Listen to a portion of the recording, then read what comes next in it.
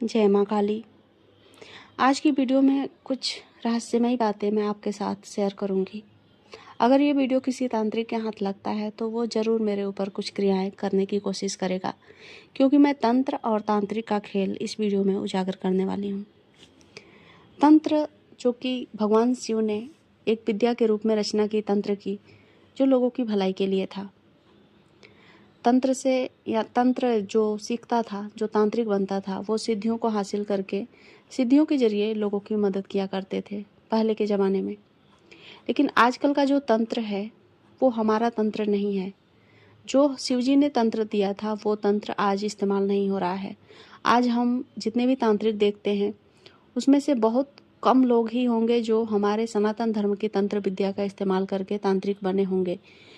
लेकिन ज़्यादातर तांत्रिक ऐसे होते हैं जो दूसरे धर्मों के तंत्र को सीखकर तांत्रिक बने हैं और बस वो हमारे देवी देवताओं का एक ढोंग रचा रहे हैं, हिंदू धर्म का ढोंग रचा रहे हैं। ज़्यादातर तंत्र आजकल निम्न कोटि का किया जा रहा है, एकदम तुच्छ, जिसमें किसी की भलाई है ही नहीं। सिर्फ किसी को मार देना, किसी को उच्चाटन कर देना, किसी को बर्बाद कर देना, किसी की हालत इतनी ख़राब कर देना कि वो खुद से आत्महत्या कर लें। ये सब कुछ किया जा रहा है तंत्र के द्वारा, और ये हमारा तंत्र है ही नहीं। तंत्र हर धर्म में है और हर देश में है। तंत्र विद्या अलग अलग रूपों में हर देश में है और हर धर्मों में है। बौद्ध, जैन, मुस्लिम, हर धर्म में है। लेकिन वो इसको गुप्त रूप से इस्तेमाल करते हैं और हम पहले से इसको ओपन रूप से इस्तेमाल करते आ रहे हैं। इसलिए हमारा जो तंत्र और तांत्रिक नाम है वही फेमस है और वही लोगों तक पहुंचा है। देखिए, तंत्र एक गुप्त विद्या है। इसमें बहुत सारी विद्याएं आती हैं, बहुत सारी चीज़ें हैं। तंत्र सिर्फ तंत्र नहीं है, इसमें बहुत सारी विद्याएं हैं। जब कोई तांत्रिक बनता है तो साधना करता है, सिद्धियों को प्राप्त करता है और उसी सिद्धियों के द्वारा लोगों की भलाई के लिए काम किया जाता है, तो वही तंत्र विद्या कहलाता है। यानी कि उसमें तंत्र, मंत्र, यंत्र तीनों चीज़ों का इस्तेमाल करते हैं। उसके द्वारा आप किसी का सम्मोहन कर सकते हैं, उच्चाटन भी कर सकते हैं, स्तंभन क्रियाएं की जाती है, वशीकरण किया जाता है। उसके साथ साथ आप मनुष्य से पशु तक बना सकते हैं, गायब हो सकते हैं, आप नदी को पार कर सकते हैं, हवा में उड़ सकते हैं। ये सारी विद्याएं सिद्धियों के द्वारा, तंत्र के द्वारा होती आ रही हैं और अभी तो बहुत कम बची हैं। ऐसा कोई ही करता होगा, या आपने बहुत ही कम सुना होगा या फिर सुना भी नहीं होगा। तो ऐसा था हमारा तंत्र, जो कि हमारे शिवजी ने हमें दिया था। ये हम अपने भलाई के लिए इस्तेमाल करें, इसके लिए दिया था। लेकिन एक तो तंत्र, जो ओरिजिनल तंत्र है वो है ही नहीं। जो बचा है वो कुछ इस तरीके से काम कर रहा है जैसे कि मैंने आपको बताया। अब मेन जो बात है कि अगर आपके ऊपर किसी ने तंत्र कर दिया है तो आपके ऊपर उसका प्रभाव कितने दिनों तक रहने वाला है। क्योंकि आपने तो ये जान लिया कि तंत्र हो गया मेरे ऊपर, आप परेशानी में हैं। और बहुत सारे लोग इस बात से डरते भी हैं कि कहीं कोई किया करा ना दे, हमारे ऊपर कुछ करा ना दे। तो अगर आपके ऊपर किसी ने कुछ करा दिया, आपके घर के ऊपर या फिर आपके ऊपर, तो वो तंत्र कितना दिन तक रहेगा और वो तंत्र किस तरीके से काम करता है, जो आज का तंत्र है, जो दूसरे धर्मों से हमने चुराया हुआ है, या फिर जो निम्न तुच्छ कोटि का तंत्र है, वो आज किस तरीके से काम कर रहा है। देखिए, डरने वाली कोई बात नहीं है। अगर आप एक ईश्वर के सच्चे भक्त हैं, आपने अपने जीवन को ईश्वर के ऊपर सौंप दिया है, तो आपको बिल्कुल डरने की बात नहीं है। आपके कर्म अच्छे हैं तो तंत्र आपका कुछ भी नहीं बिगाड़ सकता, और अगर आपके इष्ट आपके साथ हैं तब तो बिल्कुल भी नहीं। और कोई बड़ा से बड़ा तांत्रिक भी आपका कुछ बिगाड़ नहीं सकता। तंत्र का खेल ऐसा होता है कि जब आप तांत्रिक के पास, आप नहीं, कोई बुरा व्यक्ति तांत्रिक के पास जाता है किसी को परेशान करने के भावना से, या फिर किसी को मारने की भावना से, कि हाँ उसका घर उजाड़ देना है, उसको मार देना है, उसको मरवा देना है, ख़त्म कर देना है, जान से मार देना है। उस समय वो तांत्रिक के पास जाता है तो तांत्रिक जो होता है वो अपने सिद्धियों के साथ सौदा करते हैं और तंत्र विद्या का प्रयोग करते हैं। सौदा इस तरीके से होता है कि अगर जो आया है व्यक्ति, किसी, मान लीजिए अपने किसी भाई को या फिर किसी पड़ोसी को मरवाने के लिए, उच्चाटन करवाने के लिए आया है, तो तांत्रिक गुप्त रूप से अपने सिद्धियों से सौदा करता है। वो सौदा 2 साल का हो सकता है, 4 साल का हो सकता है, 6 साल का होता है, 8 साल, और बहुत से बहुत ज़्यादा होता है तो 10 साल। इससे ज़्यादा तंत्र का प्रयोग आजकल नहीं किया जा सकता। पहले के ज़माने में सालों साल और पुश्तों तक तंत्र का प्रयोग रहता था और किया जाता था, और उसका असर भी रहता था। लेकिन अब इतना असर नहीं रहता है। ये जो मैंने साल बताया ना, उतना ही साल तक असर रहता है।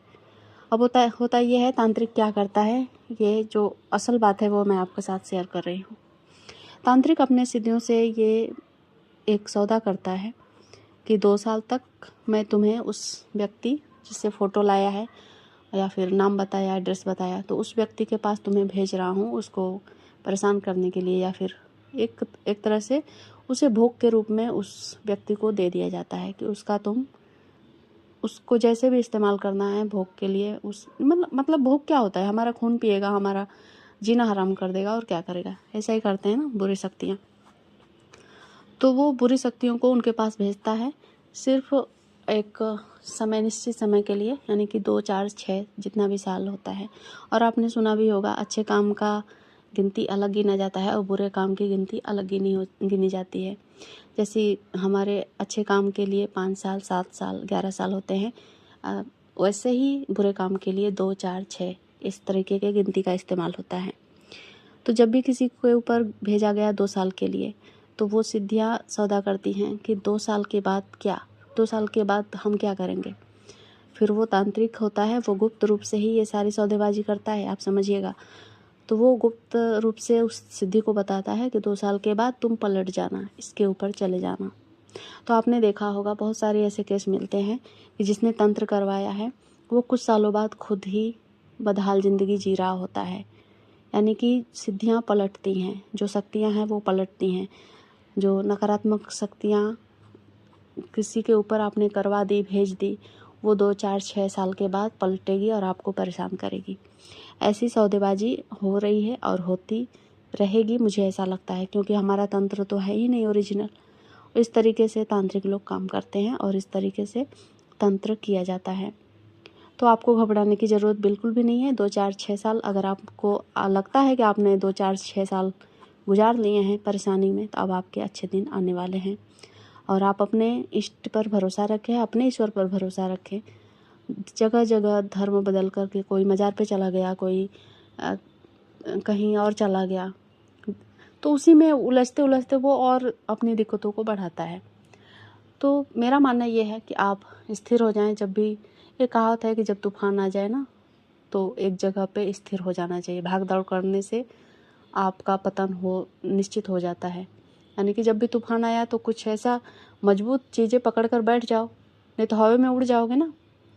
तो ऐसे ही तंत्र है, अगर आपको लगता है कि आपके ऊपर किसी ने बहुत बुरा कर दिया है, आपके ऊपर तंत्र का प्रभाव है, कोई नकारात्मक ऊर्जा का प्रभाव है, तो आप अपने इष्ट का हाथ कस के पकड़ कर बैठ जाइए। आप उड़ेंगे नहीं, आपका कुछ भी बुरा नहीं होगा। सब आपके इष्ट आपको संभाल लेंगे। हमारे जो देवी देवता हैं वो संभाल लेंगे, क्योंकि हमें विश्वास है कि हमारे देवी देवता आज हैं हमारे साथ। तो हम दूसरे धर्मों में जाकर किसी मरे हुए इंसान की साधना भक्ति क्यों करें, मज़ारों में यही तो होता है। तो आप इस बात को समझें, तंत्र आपका कुछ नहीं बिगाड़ेगा जब तक आपके ईश्वर का हाथ आपके सर पर रहेगा। हाँ, थोड़ी बहुत तकलीफ़ें दिक्कतें आ जाती हैं, क्योंकि अगर जहर खाया होता है इंसान तो थोड़ा बहुत उसका प्रभाव तो देखने को मिलता है। पर ये ज़रूरी नहीं कि हर जहर आपको मौत की नींद सुला दे या फिर मौत दे दे। उम्मीद है इस वीडियो से आपने ज़रूर कुछ अच्छा ही सीखा होगा। जय माँ काली।